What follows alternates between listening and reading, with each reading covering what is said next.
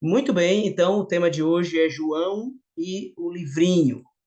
Vamos ler a partir do capítulo 10, verso 1 de Apocalipse, tá bom? Onde está a história deste livrinho. E o texto diz assim: Vi outro anjo forte descendo do céu, envolto em nuvem, com um arco-íris por cima de sua cabeça. O rosto era como o sol e as pernas como colunas de fogo. Muitos teólogos questionam sobre quem é este anjo, né?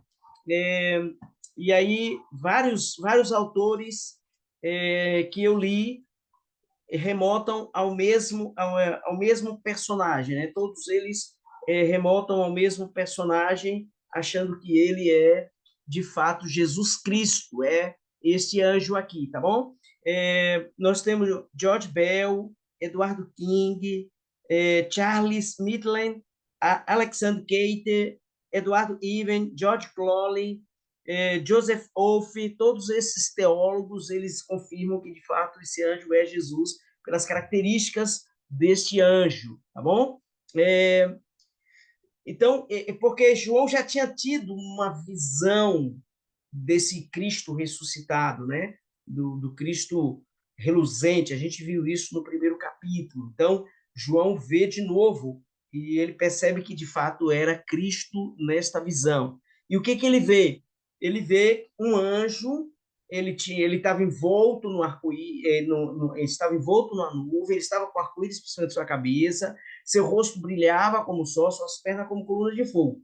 É a mesma descrição que João teve na primeira visão que ele teve lá em Apocalipse 1, 13 e 16, que fala da visão de Jesus entre os candelabros, né, quando apresenta ali as 7 igrejas, tá bom?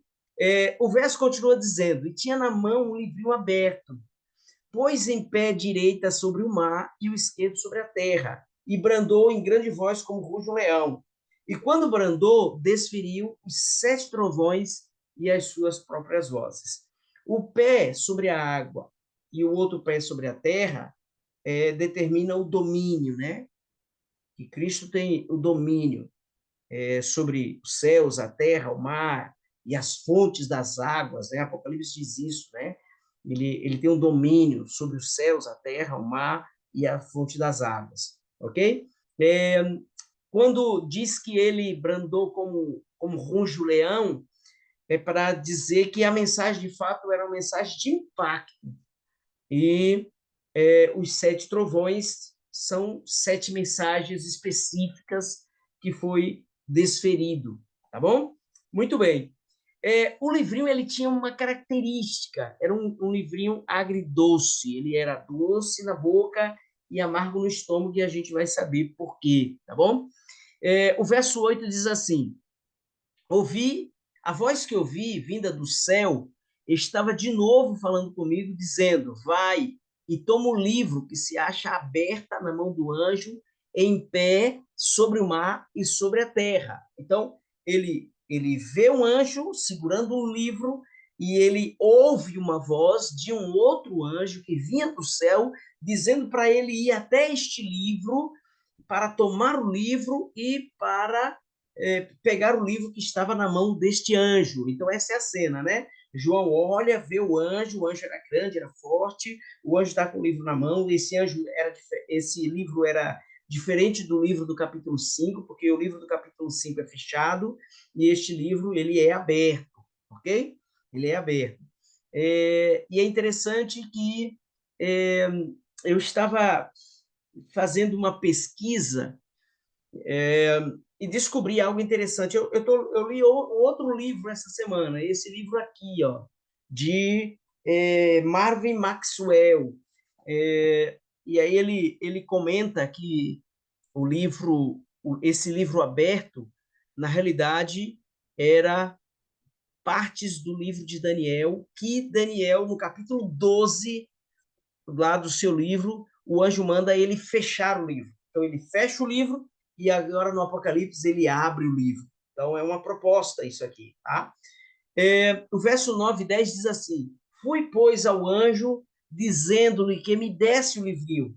E ele então me falou: toma-o, devora-o. Certamente ele será amargo ao teu estômago, mas na tua boca doce como mel. Tomei o livrinho da mão do anjo e o devorei. Na minha boca era doce como mel. Quando, porém, comi, o meu estômago ficou amargo. Então, era um livrinho que era doce na boca, mas no estômago ele se tornou amargo, tá? Muito bem.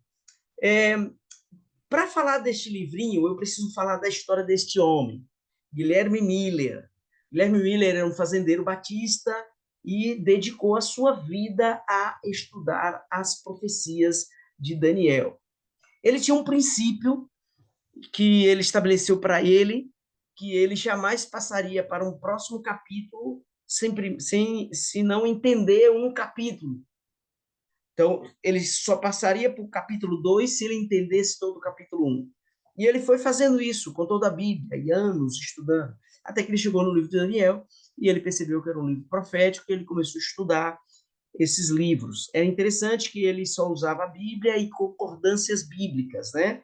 As concordâncias como estas aqui, uma concordância como essa que eu também uso, né? Uma concordância bíblica, comentários bíblicos, lendo dicionário de hebraico, né? Que o livro de Daniel foi escrito em hebraico, algumas partes em aramaico, então ele ia fazendo as comparações, estudando, até que ele chegou no capítulo 8 e o verso 14 de Daniel. 8, 14. Olha que interessante esse texto. Se você tiver com a Bíblia aí aberta, esse texto eu não coloquei, eu vou ler na Bíblia, tá? A gente vai ler esse texto na Bíblia. Então, se você estiver com sua Bíblia na mão, abra aí em Daniel 8, 14. O texto diz assim, Daniel 8, 14.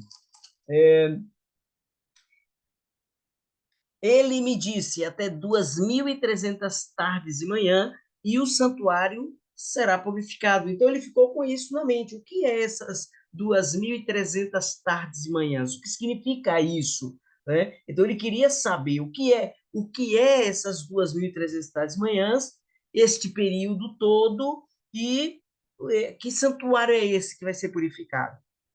Então ele foi estudando. Você sabe que tardes e manhãs é uma definição para dia, né? Quando a gente vai lá na leitura de Gênesis, a gente olha Gênesis lá e Gênesis diz assim: houve tarde e manhã, primeiro dia, houve tarde e manhã, segundo dia. Então, a descrição tarde e manhã é uma descrição para dizer dia. Porém, quando ele olhou 2.300 dias e olhando na profecia, do início ao final da profecia, 2.300 dias não chegava a lugar nenhum.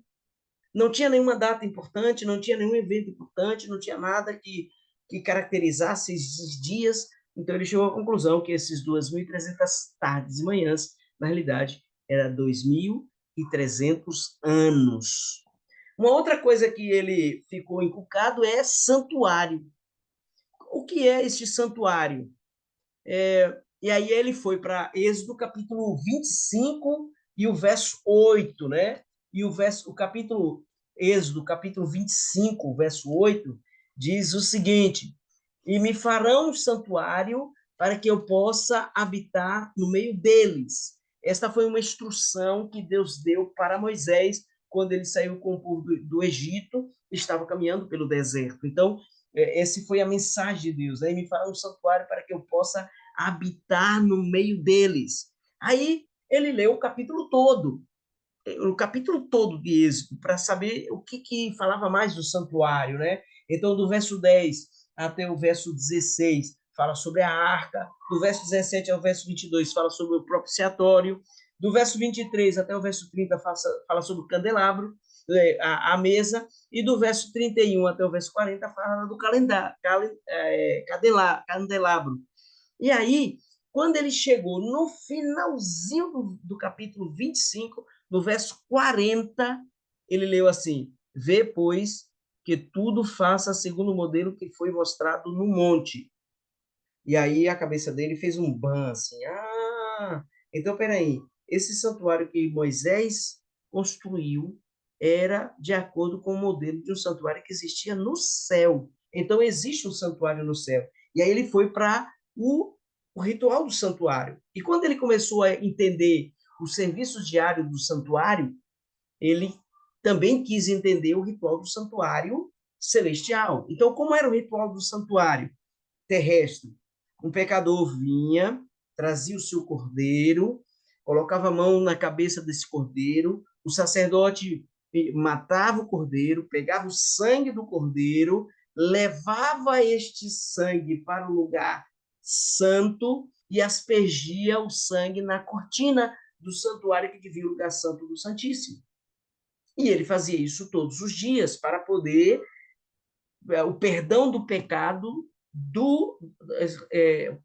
o perdão do pecador ser alcançado. E o pecador era perdoado e o cordeiro morria no lugar do pecador.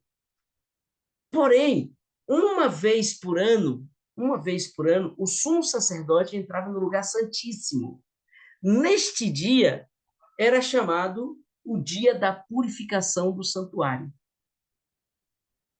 Mas também era chamado de dia do julgamento para Israel. Simbolizava o julgamento final, o juízo final.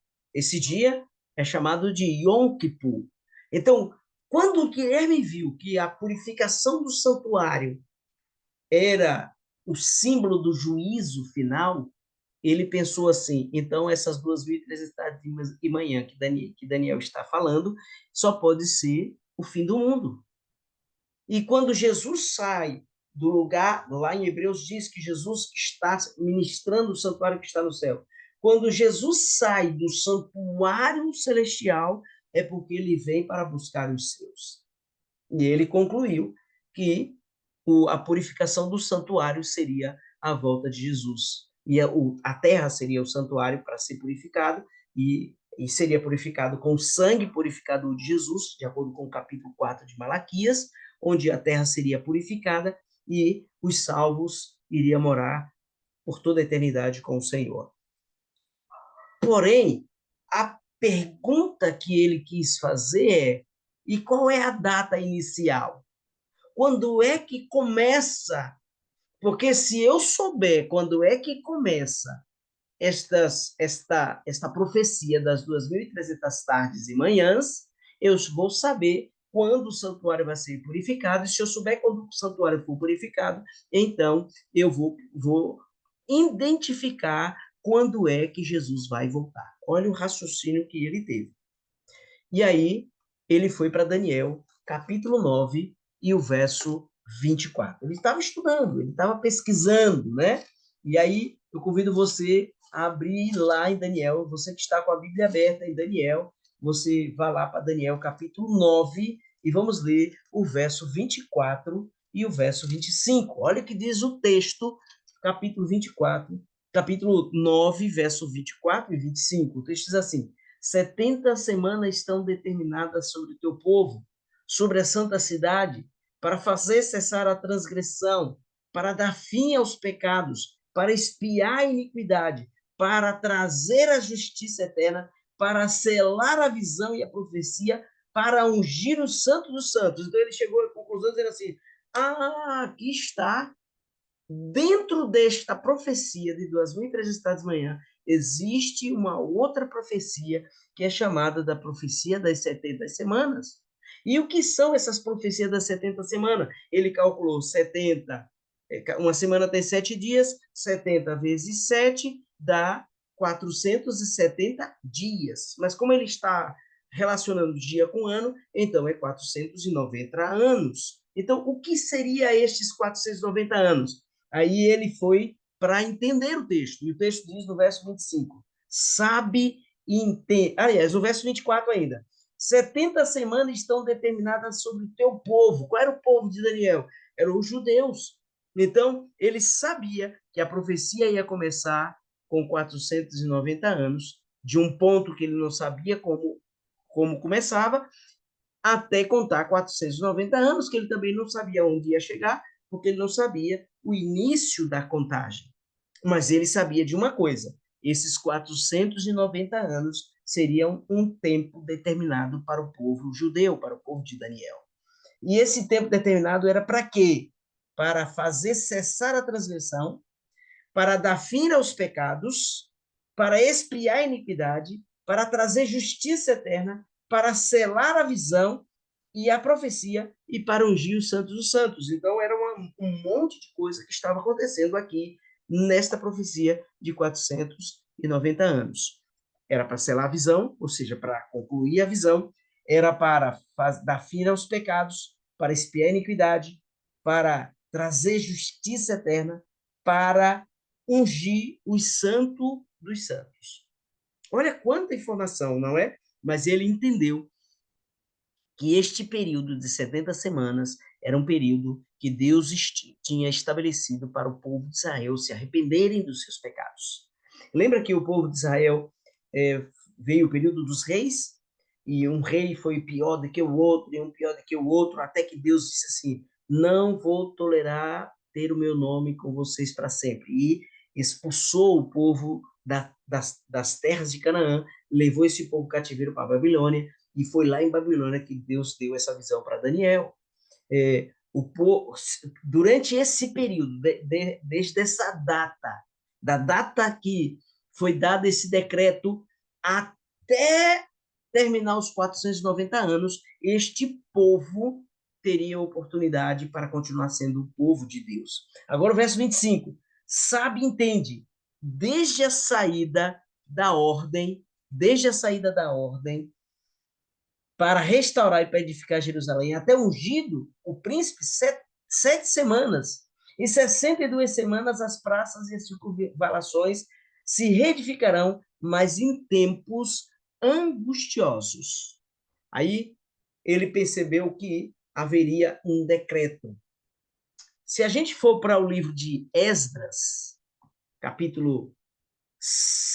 no capítulo 1 de Esdras, a gente vê, porque aqui está dizendo que sabe entender desde a saída da ordem para restaurar e edificar Jerusalém. Então, existia uma ordem para restaurar Jerusalém. Quem iria dar esta ordem? No capítulo 1 do livro de Esdras, diz que esse decreto foi dado por Ciro. No capítulo 6, diz que esse decreto foi dado por Dário. E no capítulo 7, diz que esse decreto foi dado por Artaxerxes. E a gente chega à seguinte conclusão. Aliás, muita gente fica confuso, né? E agora, quais desses decretos é o decreto verdadeiro? Porque se a gente souber qual é o decreto verdadeiro, então fica fácil a gente estabelecer uma data. É só saber quando esses reis reinaram. Pronto. Quando a gente vai para Esdras, capítulo 6, e o verso 14, aqui tem um texto que me chama bastante atenção, e é o texto que eu queria compartilhar com vocês. O texto diz assim, os anciãos dos judeus, e edificando e prosperando, em virtude do que profetizou os profetas Ageu, Zacarias, filho de Ido, edificaram a casa, e a terminarem segundo o mandato de Deus, de Israel, segundo o decreto de Ciro, o decreto de Dario e o decreto do rei Artaxerxes, rei da Pérsia. Então, a conclusão que chegamos é os 3 decretos. Um complementava o outro, porém com uma coisa interessante. Se era um complementando o outro, a data do início da profecia era a data do último decreto, o decreto do rei Artaxerxes, que está no capítulo 7 de Esdras, a partir do verso 10. E a partir do verso 11, né, que diz, esta é a cópia da carta que o rei Artaxerxes deu ao sacerdote Esdras e ao escriba das palavras, os mandamentos e os estatutos do Senhor sobre Israel. E aqui está dizendo que Artaxerxes permitiu que Esdras voltasse para Jerusalém para reconstruir Jerusalém. Quando foi isso? No ano 457, foi o ano em que o rei Artaxerxes fez este decreto. E agora, quando a gente já sabe a data de início, então agora fica mais fácil saber as próximas datas. Qual é as próximas datas? 457 mais 490, a gente chega até o ano 34. Porém, o capítulo 9 de Daniel, hoje a gente leu bastante textos, né? E é assim que a gente faz para entender uma profecia. Quando a gente vai para o capítulo 9 de Daniel, em o verso 25, aqui diz que haveria um período de 7 semanas. Então, 7 semanas, 49 anos, onde essas 7 semanas haveria um outro período, que é um período de 62 semanas. Então, eles dividem o período de primeiro 49 anos, que foi a revolta dos Macabeus, e depois 62 semanas, que foi 434, fechando o círculo até o ano 27. Só que aqui tem um detalhe, aqui diz assim, olha, é, é, o verso 27 diz assim, o verso 26, depois de 62 semanas, será morto o ungido, que foi no ano 31, quando Jesus morre. Olha que interessante. E aí, o verso 27, que está em destaque, diz assim, ele fará firme aliança com muitos. Este ele é o próprio Jesus Cristo, vai fazer uma aliança com muitos durante uma semana. Uma semana é exatamente 7 anos, porque 7 dias é 7 anos. Mas na metade da semana, diz o texto aqui, na metade da semana fará cessar o sacrifício. Por que fará cessar o sacrifício? Porque na metade da semana Jesus morre e aí nunca mais o povo judeu ofereceu sacrifícios no santuário. Olha que perfeição isso aqui. Pronto. Então, qual foi a conclusão? As 70 semanas dá até o ano 34, que é 490 anos, e aí o que aconteceu de importante no ano 34? Quando a gente vai para o Atos capítulo 7, a gente vê que neste ano há o apedrejamento de Estevão, e Estevão ele é morto. Sabe o que acontece nessa data? Essa data foi o fim do período de tolerância de Deus ao povo de Israel. E a partir desta data, o povo de Israel deixa de ser um povo exclusivo, povo de Deus, e dá oportunidade para todos aqueles que aceitarem a Jesus como seu salvador pessoal. Olha que fantástico.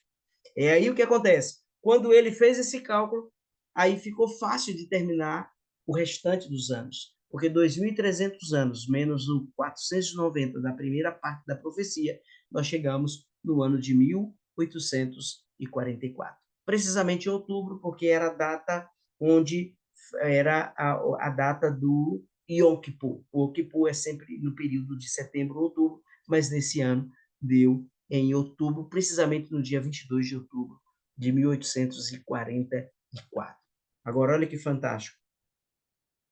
Guilherme Mille chegou à conclusão que Jesus ia voltar no ano de 1844. Eu tenho 4 minutos, vou tentar fechar nesses 4 minutos. Se eu não conseguir nos 4 minutos, vocês apertam no link de novo e a gente volta para este mesmo link para eu concluir. Falta bem pouco aqui para concluir esse parte. Guilherme Mille achou que Jesus ia voltar em 1844. Pregou isso para muita gente. Muita gente se agregou a ele e esse movimento ficou conhecido como movimento milerita. Gente de várias igrejas veio juntar-se a Miller, um por medo, outro por acreditar neles, outro porque queria mesmo ver o que ia acontecer, e no final, Jesus não volta em 1844. É uma profecia que se cumpre perfeitamente no livro de Daniel. E aí a gente percebe assim, né? Porque o livro de Apocalipse é um livro profético. Agora, o que seria para nós, seres humanos, mais doce na boca do que a volta de Jesus? Foi exatamente isso que este povo sentiu, um doce na boca, algo maravilhoso que transbordava de alegria. Só que Jesus não voltou em 1844, e Jesus não voltou, e isso se tornou como algo muito, muito amargo. Até que, um pouco depois, no dia 23,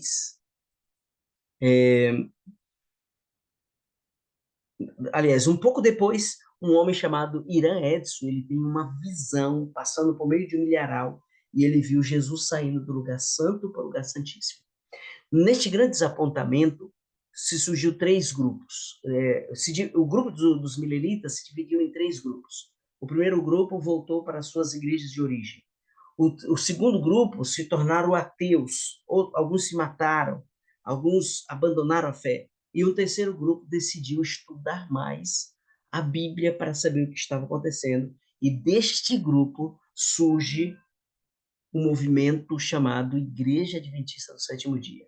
Exatamente no dia 22 de outubro de 1844, a igreja surge para entender a profecia e percebeu que esse livro amargo era uma profecia que dizia que uma igreja iria nascer naquele período.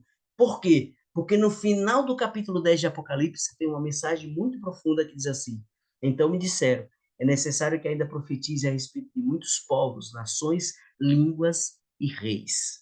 Nós acreditamos que esta profecia bate perfeitamente com o surgimento da igreja, que surgiu exatamente no período profético, exatamente no período de decepção do livro amargo do capítulo 10 de Apocalipse, e que daquele dia em diante iria profetizar, iria pregar para muitos povos, nações, línguas e reis pelo resto do mundo. O movimento adventista começou lá e a igreja foi registrada em maio de 1863, e aí, a partir daí, começamos a pregar para o mundo inteiro esta mensagem de esperança e salvação.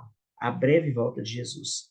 Jesus vai voltar, nós cremos nisso e cremos que somos esta igreja remanescente, cremos que somos esse movimento profético que iniciou com uma profecia, somos a única igreja que surgiu dentro de uma profecia bíblica, não é uma igreja que surgiu dentro de um desastre como outras igrejas, de desacordo com um e com o outro, e assim surgiu a Igreja Adventista.